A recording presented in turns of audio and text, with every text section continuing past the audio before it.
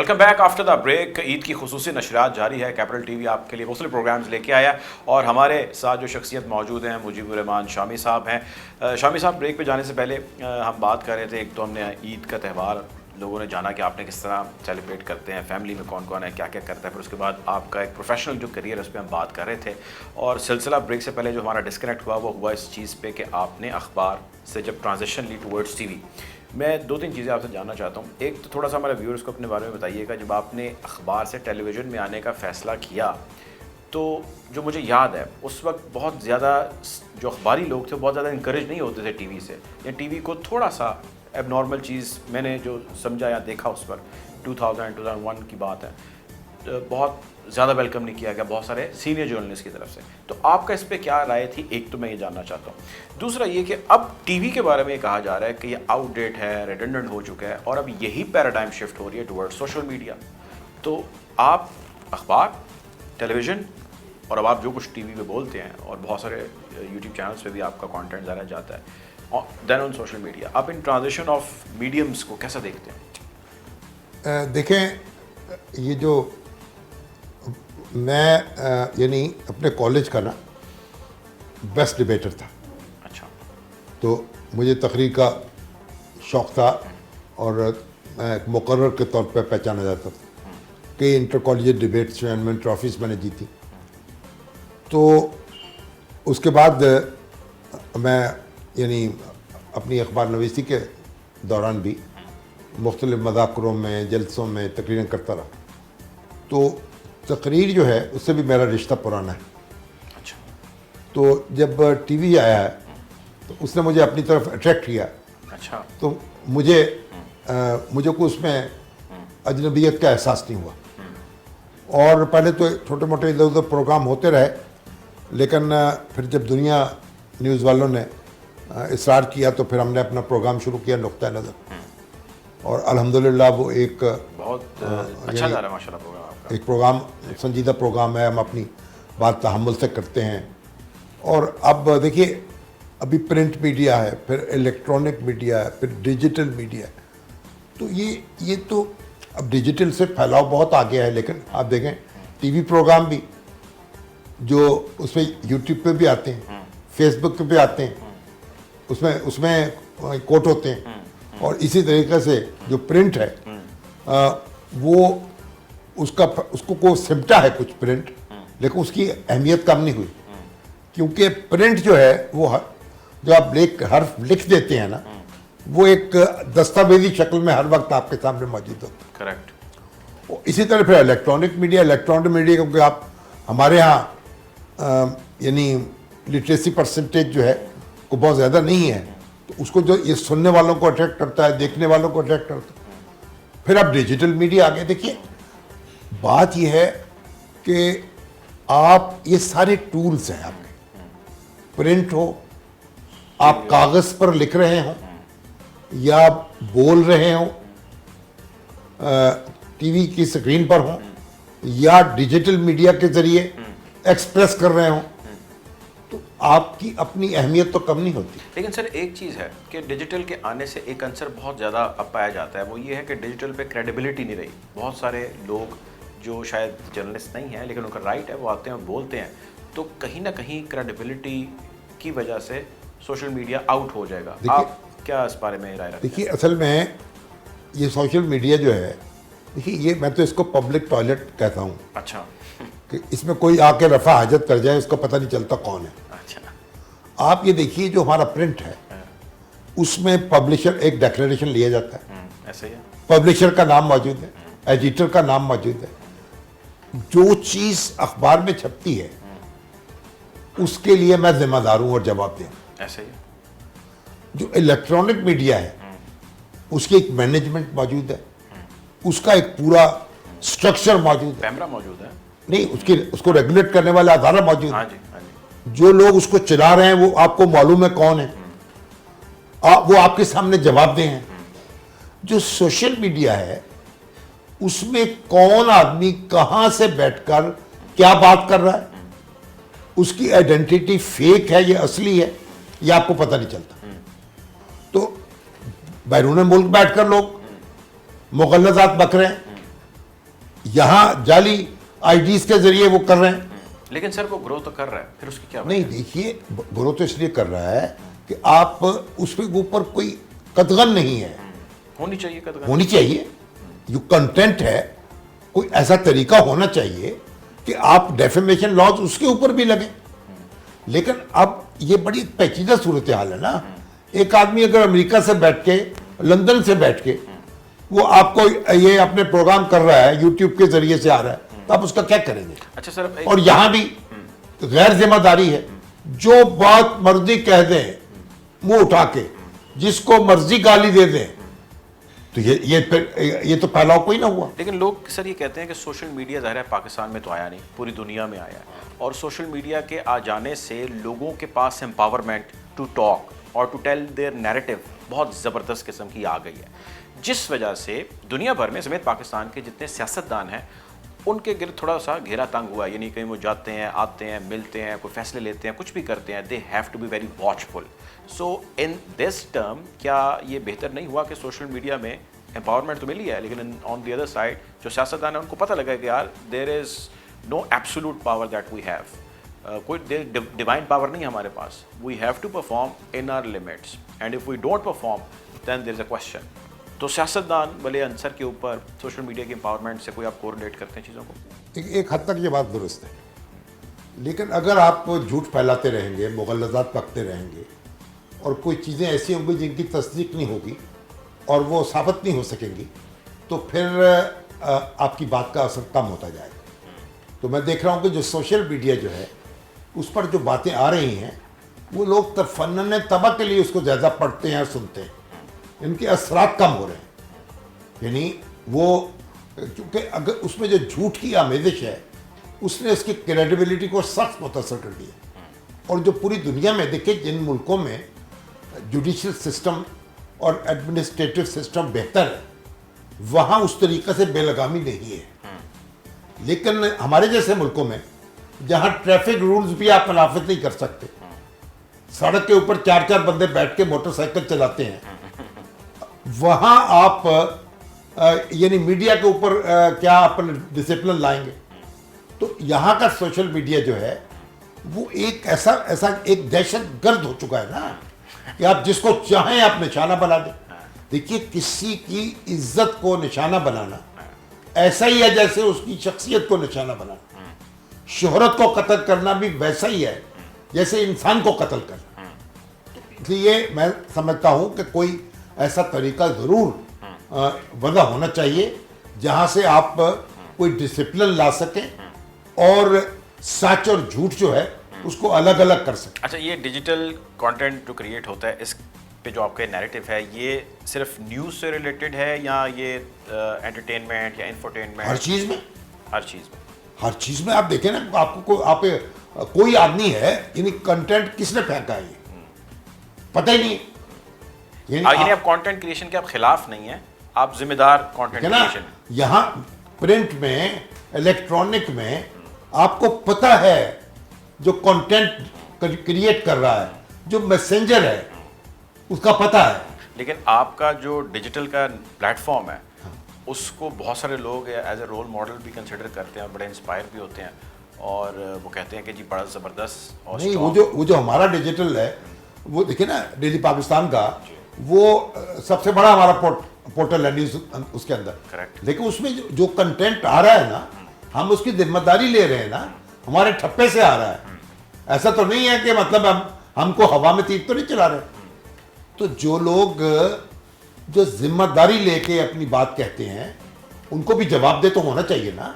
मुझे ये हक तो हासिल नहीं है ना कि मैं आपकी बेइज्जती करूं, आपके बारे में झूठ फैलाऊं, सिर्फ इसलिए कि मैंने जो मोनेटाइज कराया हुआ है तो मेरी आमदन बढ़ जाएगी, फिर मजहबी नफरत फैलाऊं, तो फरका फैलाऊं और लिसानी तासुबात फैलाऊं। यानी ये यकीनी तौर पे ये वो आंसर है जिसके ऊपर कोई एक जिम्मेदार या लेजिटिमेट बॉडी होनी चाहिए। खैर, आगे बढ़ते हैं सर। अब चूंकि ईद का त्यौहार है, हमारी गुफ्तगू ज़रा थोड़ी सीरियस हो गई, लोगों को थोड़ा सा ये भी अपने बारे में बताइएगा। बहुत सारी चीज़ें, ज़ाहिर है आप एक पब्लिक फिगर हैं, आपके हवाले से जोड़ी जाती हैं कि आपके सियासतदानों से ज़ाती तौर पे बड़े ताल्लुकात हैं, जो आपके ताल्लुकात हैं उनमें नून लीग और खुसूसन बड़े मियाँ साहब और छोटे मियाँ साहब का बहुत जिक्र किया जाता है, तो हमें तो एक ताल्लुकात के बारे में बताइए। मेरा नहीं ख्याल कोई गलत बात है ताल्लुकात होना, लेकिन ये भी सुना जाता है कि आपसे वो बहुत आम चीज़ों में मशवरे भी लेते रहे हैं या लेते हैं। थोड़ा लोगों को बताइए ताकि ज़रा उन्हें पता लगे कि क्या साफ़ी की जिम्मेदारी है और एडवाइस करने में कोई आर नहीं है। कि अब जो इतना अरसा, अब 50 साल से ज़्यादा एक प्रोफेशन में हूँ और ज़ाहिर है कि लोगों से ताल्लुकात भी होंगे, वाकफियत भी होगी, करेक्ट, मिलना जुलना भी होगा, लेकिन मैं प्रैक्टिकल पॉलिटिक्स ने मुझे कभी अट्रैक्ट नहीं किया। मैं अगर चाहता तो एक ज़माने में मुझे सेनेट का टिकट मिल सकता था। अच्छा, मैं इलेक्शन लड़ सकता था, हत्ता कि कहीं ना किसी हुकूमत में भी शरीक हो सकता था। अच्छा, कुछ साफ़ी होते हैं, आप नहीं हुए। मैं चाहता हूँ इस पर मुझे अट्रैक्ट जो होते हैं ये उनका चॉइस है, उनको इसका हक हासिल है। ये भी कोई बुरी बात नहीं है। नहीं, हक हासिल है, हासिल है, हर शहरी को हक हासिल है। देखिए, कोई अखबार नवीस अगर सियासत में आता है, उसको हक हासिल है। दुनिया में आते हैं लोग, अब देखिए, आप इंडिया में नहीं देखा, लेकिन बड़े बड़े सहाफ़ी जो हैं वो पॉलिटिक्स में आए हैं। कुलदीप नैयर को देख लें, जब क्रिकेटर वज़ीर आज़म हो सकते हैं, जब क्रिकेटर वज़ीर आज़म हो सकते हैं, हो सकते हैं जी, मतलब ये हर आदमी की चॉइस है। लेकिन मेरी चॉइस थी, मैं पॉलिटिक्स में नहीं आऊँगा, प्रैक्टिकल पॉलिटिक्स में। दूसरी बात यह है कि ये दुरुस्त बात है कि क्योंकि हमारी पॉलिटिक्स जो थी, या हमारे नज़रियात जो थे, वो एक ख़ास मकतब फ़िक्र के साथ थे और उससे हमारी कुर्बत रही। लेकिन by the passage of time हमने अपने ऊपर एक कदगन लगा रखी है, यानी एक सेंसर लगा रखा है कि हम किसी भी शख्स के साथ यानी एक ख़ास दायरे से आगे बढ़कर मामला नहीं करेंगे, यानी किसी को मनफी अंदाज में शख्सी तौर पर हिट नहीं करेंगे। तो अल्हम्दुलिल्लाह इसमें तो कोई शक नहीं कि नवाज शरीफ साहब जो हैं, या शहबाज शरीफ साहब जो हैं, और उनके वालिद साहब मियाँ मोहम्मद शरीफ साहब, मेरे बच्चे ताल्लुकात रहे उनसे। अच्छा। और इसी तरीक़े से आप देखें, इमरान खान साहब जो हैं, उनसे बड़े अच्छे ताल्लुकात रहे। अब क्योंकि मुझे उनकी सियासत से इख्तलाफ पैदा हुआ, कुछ मायूसी भी हुई, लेकिन मैं तो जो इब्तदाई तौर पर जो तहरीक इंसाफ की जब बुनियाद रखी गई, तो मैं उन लोगों में शामिल था जो उनके साथ थे। तो फिर यानी जब एक तहरीक थी, एक पार्टी नहीं थी, तो फिर अब लेकिन उनकी अपनी पॉलिटिक्स है।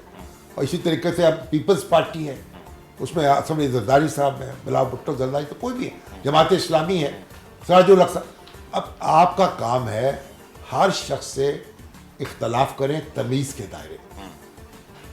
आपने किसी को निशाना नहीं बनाना, किसी की तौहीन नहीं करनी, अपना नुक्ता नज़र जो है वो आपने वाज़े करना है, और किसी के नुक्ता नज़र से इख्तलाफ करना है तो आपने एक शाइस्ता अंदाज में करना है।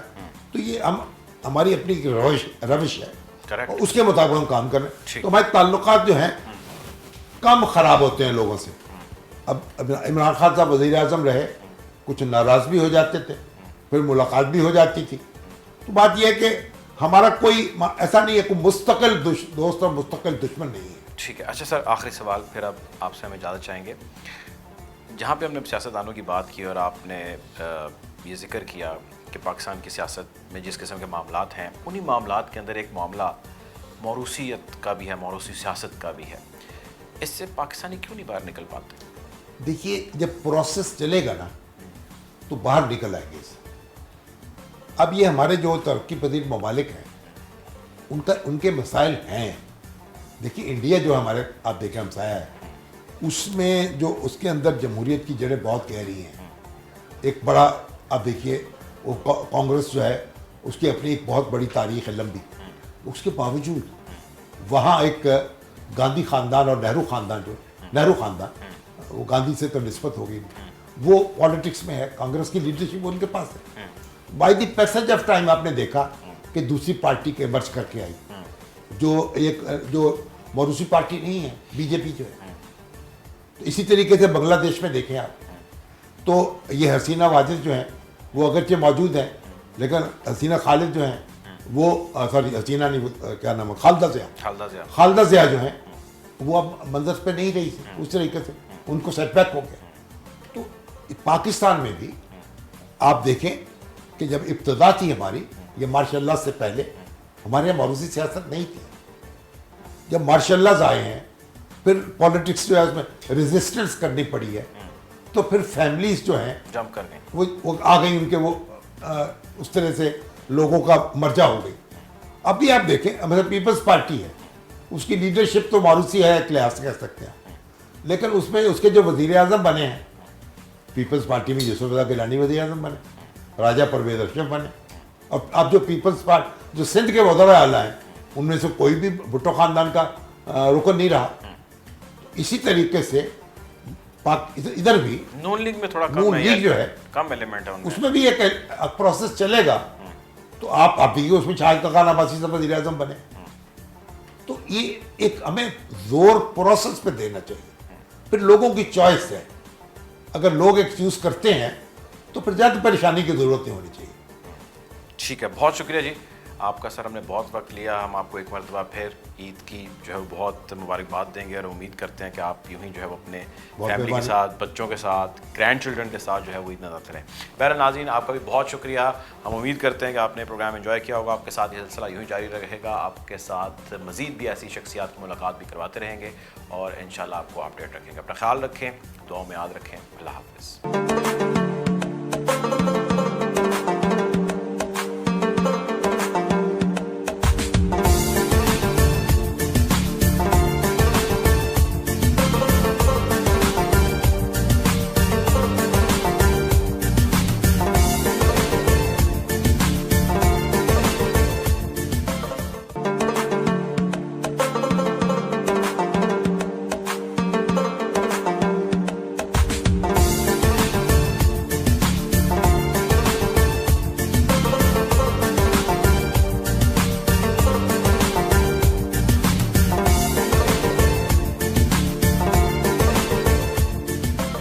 बिस्मिल्लाहिर्रहमानिर्रहीम, अस्सलाम वालेकुम। ईद की इस खुसूसी नशरात के अंदर आपको खुशामदीद।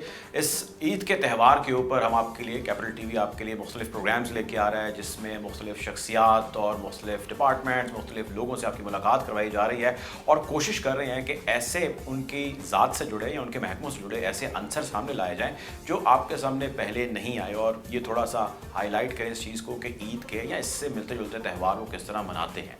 बहरहाल, आज जिस शख्सियत को हमने दावत दी है वो किसी तारुफ के मोहताज नहीं है। जर्नलिज्म में एक बहुत बड़ा नाम है, और बल्कि अगर मैं ये कहूँ कि जर्नलिज्म के साथ साथ सियासी हलकों में भी उनकी मर्ज़ी और उनकी मुशावरत को बड़ी अहमियत दी जाती है, तो वो गलत नहीं होगा। और मैं कोशिश करूँगा कि उनके ईद के जितनी भी फेस्टिविटी होती है उसके हवाले से आपको बताया जाए, और साथ ही साथ आज हम गुफ्तगू करें कि उन्होंने अब या इससे कबल जितने भी सियासी हमारे लीडरान हैं वो उन्होंने उनको कैसा पाया। कोशिश करेंगे सियासी गुफ्तगू ना हो, लेकिन उन सियासतदानों के बारे में ज़रूर हो। मेरे साथ मौजूद हैं मुजीबुर रहमान शामी साहब। बहुत शुक्रिया सर आपका हमें आज वक्त देने के लिए। सबसे पहले तो आपको बहुत बहुत ईद मुबारक, और हमें ये बताइएगा कि ईद का त्यौहार आप किस तरह, फेस्टिविटी क्या होती है, किस तरह सेलिब्रेट करते हैं? आपका बहुत शुक्रिया और आपको भी ईद मुबारक। बहुत शुक्रिया। और ईद के हवाले से आपसे मुलाकात हो रही तो दोबारा हो गई जी। देखिए, अब ईद एक ज़माने में जब लड़कपन में और बचपन में तो हम साल भर इंतज़ार करते थे कि बड़ी ईद आएगी तो जी भर कर गोश्त खाएंगे। प्रोग्राम बनते थे, कबाब बनाए जाएंगे, टिक्के बनाए जाएंगे, कलेजी बनाई जाएगी, इस तरह के प्रोग्राम बनते थे। क्योंकि आम दिनों में गोश्त इस तरह खाया नहीं जाता था। हमारे घर में तो एक पाव गोश्त आता था और वो सारा टब्बर जो है वो उसको खाता था। अच्छा। ठीक है जी। घर के 6, 7, 8 आदमी जो हैं, अच्छा, तो एक एक बोटी उसमें हाथ आ जाती थी। तो अब तो माशाल्लाह सूरत हाल बहुत बदल चुकी है। आज तो आप देखें हर रोज़ ईद बन गई है। कोई दस्तरखान हम लोगों के कितने वसी हो चुके हैं। किसी आप देखिए कि 5 स्टार होटल्स में चले जाएं तो किस तरह खानों की बहुतात होती है और लोग उस पर टूट के पड़ते हैं। दावतों में, शादियों में तो हर रोज़ ईद होती है। तो ईद के हवाले से जो ये शौक़ था ना, वो तो कम पड़ गया कि भाई ईद आएगी तो गोश्त खाएंगे, कबाब बनाएंगे, टिक्के बनाएंगे। तो अब तो ये है कि हर रोज़ टिक्के बन रहे हैं, कबाब बन रहे हैं, गोश्त खा रहे हैं लोग। लेकिन सर ईद के दिन की अपनी एक फेस्टिविटी भी होती ये है ना, एक अपना मज़ा होता है। नहीं मज़ा तो अपनी जगह है। तो हम तो सुबह उठते हैं, नमाज पढ़ते हैं ईद की, फिर उसके बाद कब्रिस्तान चले जाते हैं बच्चों के साथ, क्योंकि फिर हमारी वालदा जो हैं मरहूमा, वो यहाँ दफन है लाहौर में। ससुर मेरे जो हैं वो यहाँ दफन है। इस तरह हमारे बहनोई हैं, 2 बहनें हैं, ये सब दफन है यहाँ लाहौर में। वालिद साहब जो हैं वो हज करने गए थे, वहीं उनका इंतकाल हुआ। तो वो जन्नतुल मोहल्ला में है, तो वहाँ तो हाज़िरी नहीं हो सकती, तो यहाँ हाज़िरी होती है। उनकी कब्र पे जाते हैं, फातिहा पढ़ते हैं, वालिदा साहबा से मुलाकात होती है, उसके बाद घर आ जाते हैं। फिर कुर्बानी का मसला होता है। तो हमारा जो कसाई है वो कई साल से काम कर रहा है, तो इसमें हमें ज़्यादा दिक्कत नहीं होती, उससे वो आ जाता है। एक चैलेंज होता है सर कसाईयों का। हाँ, आप पहले बकरा वो ढूंढने नहीं पड़ते, उसके बाद फिर कसाई का एक चैलेंज। कसाई को ढूंढना नहीं पड़ता, तो कसाई आ जाता है। और बकरा भी ढूंढना नहीं पड़ता कि हमारे दोस्त हैं जाकिर नसीम साहब, अच्छा, वो अमेरिका में होते हैं। मैंने कहा बकरे वाकिफ हैं यहाँ वो दीपालपुर में उनकी जिम्मेदारी है। अच्छा, तो वहाँ गाय भी और बकरे भी अच्छा, वो वहाँ पालते हैं, और ईद के दिन, इससे 1 दिन पहले 2 दिन पहले हमें भिजवा देते हैं। ये सिर्फ आपको भिजवाते हैं या ये ऑफर बाकी लोगों के लिए भी है? नहीं, वो जो उनके 2-4 दोस्त करीबी हैं, अच्छा, उनको ये सहूलत फराहम करते हैं। तो ये एक मुख्तलिफ रंग में, यानी ना बकरे की तलाश करनी पड़ती है, ना कसाई की तलाश करनी पड़ती है। ठीक है। और फिर उसके बाद अब क्योंकि अब होता ये, पहले तो हम जाते थे ना बुज़ुर्गों से ईद मिलने के लिए, जो मुझसे बड़े थे, मेरी बहनें थीं, मेरी कज़न्स थीं, उनको कोशिश होती थी कि ईद से 1 दिन पहले उनको सलाम कर लें, या ईद के दिन अगर कुछ फुर्सत मिले तो फिर सलाम कर लें। लेकिन अब तो क्योंकि खुद बुज़ुर्ग बन चुके हैं, और अपने हमारे बुज़ुर्ग जो हैं वो दुनिया से रुखसत हो चुके हैं ज़्यादातर, तो फिर लोग हमसे मिलने आते हैं। अच्छा, ये बताइएगा सर, आपकी फैमिली में बहुत सारे लोग जानना चाहते हैं, कुछ जानते भी होंगे, कितने लोग हैं, कौन कौन है, मतलब how do you start your day, your children, your grand children? लेकिन मेरे अपने बच्चे जो हैं वो 4 लड़के हैं, अच्छा, और 1 लड़की है। ठीक है। फिर उनके बच्चे हैं, आप नवासे भी हैं, पोते पोतियाँ भी हैं। तो यानी आपको काफ़ी जगहों पे ईदी जो है वो डिस्ट्रीब्यूट करनी पड़ती है? करनी पड़ती है ना। एक ज़माने में हम ईदी लेते थे, अब ईदी देते हैं, और अच्छी खासी देते हैं। और अच्छी खासी देते हैं, क्योंकि माशाल्लाह काफ़ी हजूम हो चुका है। तो 2 बेटे जो हैं वो मेरे साथ रहते हैं, या मैं उनके साथ रहता हूँ। ठीक है। और 2 बेटे और बेटी जो हैं वो अलग अलग घरों में रहते हैं, लेकिन बहरहाल वो भी ईद का दिन तो इकट्ठा गुजरता है। और हमारे दूसरे जो कोशिश होती है कि जो रात का खाना जो है वो मेरे जो भांजे हैं, जो कज़न्स हैं, जो मेरी भांजियाँ हैं, भतीजियाँ हैं, यहाँ लाहौर में जो हों, तो उनके साथ खाया जाए। तो इस लिहाज से खाना हम रात का इकट्ठा खाते हैं। अच्छा सर, ये बताएं कि आपकी रूटीन, जो मेरी अंडरस्टैंडिंग है, being an analyst and journalist and investigator, बड़ी टफ है। इस सब में किस तरह मैनेज करते हैं? घर के मामला भी, टाइम देना भी, ज़्यादा टाइम देना इटसेल्फ बहुत होता है। How do you manage? अब तो आदत हो गई है ना, जैसे आप आदत सुबह उठते हैं, या आपको ही या सारे घर वालों को भी आदत हो? घर वालों को भी हो चुकी। अच्छा, और घर वाले भी, अब देखें ना, अब सारे बच्चे जो हैं वो बड़े हो चुके हैं, उनके आगे बच्चे हैं, और उन्होंने मामला संभाल लिए हैं। कारोबार में जो वसत आई है उसको संभाल लिया है। अब मेरे बेटे जो उमर हैं वो बिज़नेस सारा वो देखते हैं, और फिर उसके बाद फैसल है, फिर उस्मान है जो ऑनलाइन, जो हमारा डिजिटल है उसको देखते हैं। फिर अली है मेरे बेटे, वो थोड़ा सा बिज़नेस और करते हैं, उसके एक रेस्टोरेंट भी है। और अब बेटी सवेरा जो है, डॉक्टर सवेरा शामी, वो तो head of the digital media department है पंजाब यूनिवर्सिटी की। जी जी। उनके शौहर जो हैं वो नौशाद अली साहब हैं, आजकल वो रोज़नामा पाकिस्तान के एग्जीक्यूटिव एडिटर हैं, ग्रुप एग्जीक्यूटिव एडिटर। तो अब हमारा घर जो है ना, ये एक मीडिया घराना है, ऐसे ही है। मीडिया फैमिली है, तो सारे लोग जो हैं इसी में शरीक है मेरे साथ। अच्छा सर, आपका जो मीडिया घराना या एक मीडिया धारा गुरु कंसिडर होते हैं, आपका माशाल्लाह अखबार है, फिर आप बहुत सारे टेलीविजन चैनल्स पे प्राइवेटली भी जाते हैं, दुनिया टीवी पे अपना प्रोग्राम भी करते हैं।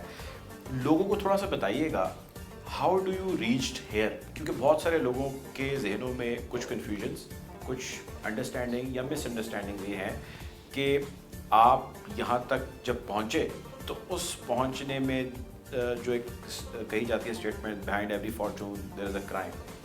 सो ऐसा कभी आपने क्रिटिसिज्म फेस किया? क्योंकि मैंने जब कभी भी बात हुई बहुत सारे सीनियर सहाफ़ियों के बारे में या उनके बहुत बड़े बड़े नेटवर्क्स के बारे में या मीडिया हाउसेस के बारे में, सो लोगों की एक राय ये पाई जाती है। तो मैं चाहता हूँ कि आज आप इस प्लेटफॉर्म से थोड़ा सा लोगों को बताइए from where you started and how do you reached here, ताकि it should be considered as an example. देखे ना, जो लोग रातों रात यानी हर चीज़ बदल देते हैं, तो उनसे ये सवाल बनता है। हमारी तो एक लंबी स्ट्रगल है। वो कहते हैं ना कि हफीज़ ने कहा कि तश्कील व तकमील फ़न में जो भी हफीज़ का हिस्सा है वो निसफ़ सदी का किस्सा है, 2-4 बरस की बात नहीं। मेरे ख्याल 1966 की बात है या 67 की, जब मैंने इस पेशे पे कदम रखा था, ये शोबे में। तो जब मैंने ग्रेजुएशन की गवर्नमेंट कॉलेज साहिवाल से, तो मैं वहाँ उस ज़माने में मोहतरमा फ़ातिमा जिन्ना इलेक्शन लड़ रही थी। हम बड़े पुरजोश तरीके से उनका साथ दे रहे थे। अच्छा। और मैं जो हमारी कॉलेज यूनियंस का सदर था उस ज़माने में, और जब वहाँ से फारिग हुए तो फिर जंग शुरू हो गई 1965 की। तो मेरे वाले साहब जो थे उनके इतने वसाइल नहीं थे कि मैं लाहौर आ जाऊँ, हॉस्टल में रहूँ और अपनी तालीम जारी रखूँ। तो मुझे मेरा ख्याल था कि ये लड़कपन ही से शौक़ था कि मैं अखबार नवीस बनूँगा। अच्छा। और अगर इसके साथ कोई ऑप्शन दूसरी थी तो वकालत थी। अच्छा। तो फिर हमारे कई दोस्त जो थे कराची चले गए, तो उन्होंने मुझे कहा आप कराची आ जाएं, यहाँ जॉब भी कर लेंगे, पढ़ भी लेंगे। तो जब मैं कराची गया तो फिर वहाँ मैंने लॉ कॉलेज में दाखिला लिया, फिर जॉब की तलाश शुरू की। तो फिर रोज़नामा हुर्रियत में मुझे जॉब मिल गई, फीचर राइटिंग की। 1967 की बात है या 66 के आखिर की बात है। तो उसके बाद वहाँ हमने काम शुरू किया। तो हमें मेरे एक अजीज़ थे सगीर अहमद सूफ़ी साहब, वो उनको तस्वीरें बनाने का शौक़ था। उनके वालिद साहब थे नज़ीर अहमद सूफ़ी, वो बड़े फिल्म डायरेक्टर भी थे, बड़ा मशहूर नाम था। उनकी एडवर्टाइजिंग एजेंसी भी थी। तो वो तस्वीरें बनाते थे, मैं फ़ीचर लिखता था। तो हमें हुर्रियत से मिलते थे 200 रुपये माहवार। अच्छा। 100 रुपये मुझे और 100 रुपये उनको। अच्छा।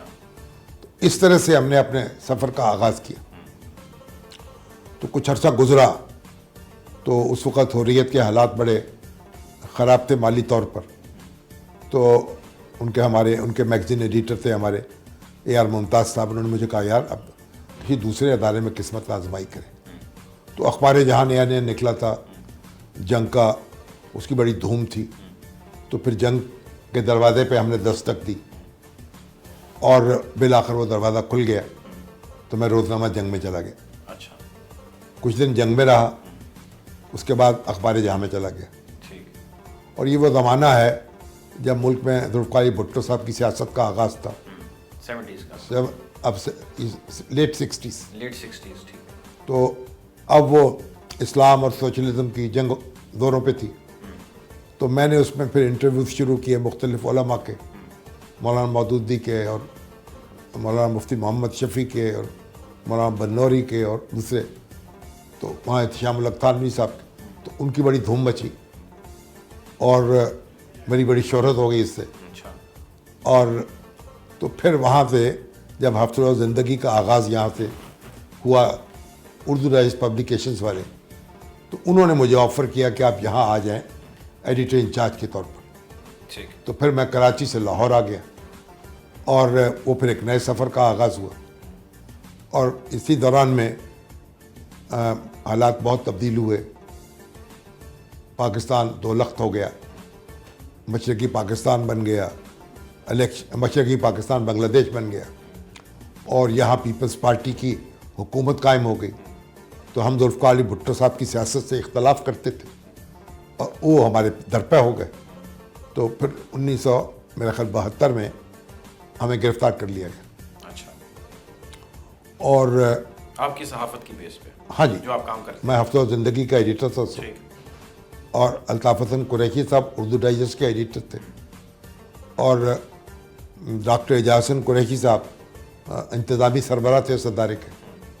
तो जुल्फ़िकार भुट्टो साहब ने मार्शल के तहत हमें गिरफ़्तार किया। तो 5 अखबार नवीस हम गिरफ़्तार हुए थे।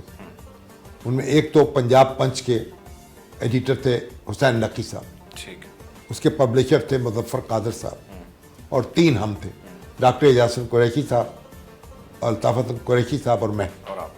तो फ़ौजी अदालत में हम पे मुकदमा चला। अच्छा, तो फिर हमें 1 साल कैद की अच्छा। और जुर्मानों की सज़ा हुई। मेरा ख्याल मुझे 3 लाख रुपए जुर्माने की सज़ा हुई उस वक्त उस वक्त। हमने फिर फ़ौजी अदालत का बाइकाट कर दिया। हमने कहा ये अदालत नहीं है, ये हम इसमें अपनी सफाई पेश नहीं करेंगे। अच्छा, ये दस्तूर की खिलाफ वर्जी करके ये रजीम कायम हुई थी और उसने ये अदालत कायम की है, हम इसे तस्लीम नहीं करते। लेकिन बहरहाल हमें सज़ा मिली। फिर हमने लाहौर हाई कोर्ट में मुकदमा लड़ा। वो एक नया जोशो खरोश था। सकूत ढाका के बाद लोगों में एक नया एहसास पैदा हो रहा था। तो लाहौर हाई कोर्ट में फिर हमें रिहाई नसीब हो गई चंद माह के बाद। और इस तरह से फिर उसके बाद हमारा पर्चा जो था उस पर पाबंदी लग गई। फिर हमने उसकी मुतबादल जगह दूसरा पर्चा निकाला, फिर उस पर पाबंदी लगी, फिर दूसरा पर्चा निकाला, हत्ता कि फिर ज़िंदगी जो था वो बंद हो गया बिल्कुल। फिर हम सारे लोग उससे अलग हो गए कारकुन, और हमने अपने पर्चे अपने अदारे की बुनियाद रखी और अपना पर्चा निकाला। और ये था 1974 1974 में। फिर एक बंद होता था, दूसरा शुरू हो जाता था। तो जब भुट्टो साहब जब तक मौजूद रहे, आँख मचोली रही, ना उन्होंने हमें डिक्लेरेशन दिया, ना न्यूज़ प्रिंट दिया, ना कोई इश्तहार दिया, और हम लड़ते रहे और आगे बढ़ते रहे। यानी वो बड़ा स्ट्रगलिंग फेज होगा ना? एक स्ट्रगलिंग फेज था। फिर दूसरी बार जब उनके इक़्तिदार का आखिरी मरहला था, तो उस वक्त हमें फिर गिरफ़्तार किया गया और एयर मार्शल असगर खान जो हैं उनके साथ हम खाना खा रहे थे मीकॉन्ग रेस्टोरेंट तक गुलबर्ग में। अच्छा, तो हमें पकड़ लिया गया। अच्छा। उसमें खुर्शीद कसूरी साहब थे, महमूद अली कसूरी तो साहब उन्होंने एयर मार्शल साहब का भी लिहाज नहीं किया? थे, मार्शल साहब थे, खाना खा फिर जावेद हाशमी साहब थे, और हमें बंद कर दिया गया और कहा हमारे ऊपर इल्ज़ाम क्या लगाया कि एयर मार्शल असगर खान अब ये महमूद अली कसूरी की कोठी में ठहरते थे, वो फैन रोड पे थी, और उसके बाहर उन्होंने कहा जी एक IB इंटेलिजेंस ब्यूरो की गाड़ी जा रही थी, तो हमने उनके साथ मिलके उस पर हमला किया। अच्छा, ड्राइवर को बेवकूफ़ किया अच्छा, और एक पाना और पाना चुरा लिया। अच्छा, और जैक जो है वो तो क्या होता है, जैक होता है हाँ ना जी, जैक। उसको वो चुरा लिया है अच्छा, उस गाड़ी का। अच्छा। तो यहाँ पे मुकदमा कायम हो गया, हम गिरफ्तार हो गए इसमें अच्छा, और काफ़ी अर्सा गिरफ्तार रहे। अच्छा, और फिर भुट्टो साहब का इक़्तिदार डामाडोल हुआ। हाँ। तो उसके बाद फिर हमारी रिहाई हो गई या बेल हुई हाई कोर्ट से। फिर हम बाहर आ गए, और फिर हम बाहर आ गए, हम जेल से निकले तो भुट्टो साहब इक़्तिदार से निकल गए। अच्छा, तो ये एक तो मेरा जो एक बयान है फ़ौजी अदालत के सामने, जो उस वक्त ही हमारे नौजवानों ने बहुत बड़ी तादाद में साइक्लोस्टाइल करके बांटा था, और उसकी बड़ी शोहरत हुई थी कि जिसमें मैंने तस्लीम करने से इनकार किया था। तो बाकी जो हमारे रफ़ाक़ा थे जेल के, उन्होंने भी यही मौक़िफ़ इख्तियार किया। तो लेकिन उस बयान से फिर हमारी जो है कुछ थोड़ा और तारुफ जो है वो गहरा हुआ। तो अपना सफ़र जो है करते रहे। फिर जब ज़िया-उल-हक़ का दौर आया तो फिर हमें डिक्लेरेशन मिल गया, फिर हमने वीकली निकाला, फिर निकालते चले गए। फिर उसके बाद रोज़नामा जंग जब यहाँ शुरू हुआ तो अब्दुल कादिर हसन कॉलम निगार थे उस ज़माने में। कॉलम निगार इतने बड़े नहीं होते थे, ज़्यादा नहीं होते थे। वो जंग में चले गए तो नवाए वक्त में मजीद निज़ामी साहब ने कहा आप कॉलम लिखना शुरू करें। तो जलसा आम के उन्वान से हमने कॉलम लिखना शुरू किया। फिर कुछ अरसे के बाद वो कॉलम जो है वो जंग में चला गया। फिर हमने जो अफ्तरोज़ा है उसका दोबारा बहाल किया, और फिर ये हमारे अकबर अली भट्टी साहब जो थे रोज़नामा पाकिस्तान, वो बड़े मखदूश हालात में था, और हमने उन्होंने कहा जी आप इसको ले लें। मेरे बेटे जो थे उमर शामी साहब, वो अब लम्स से पढ़ चुके थे, अच्छा, उनके साथ मिलके और बाद दूसरे साथियों के साथ मिलके हमने ये उनसे सौदा कर लिया, यानी कर्जा अपने ऊपर ले लिया, और अखबार यहाँ आके बैठ गए इस दफ्तर में, और उस वक्त से अब यहाँ बैठे हुए हैं। ठीक है सर। सहाफ़त जो है वो बड़ी फिर तेज़ी उसमें से शुरू हुआ अपना, उसमें टेलीविजन की दुनिया, उसमें भी कदम रख आपका दिया। जो आपका अखबार से जो ट्रांजिशन है ना टेलीविजन में, और उसके बाद अब जो कुछ सोशल मीडिया पे हो रहा है, मैंने इस पे बात करनी, एक ब्रेक है, उस ब्रेक की जाने बढ़ते हैं नाजरीन, और ब्रेक से वापस आते हैं, गुफ्तगू को यहीं से जारी रखते हैं। Take a break.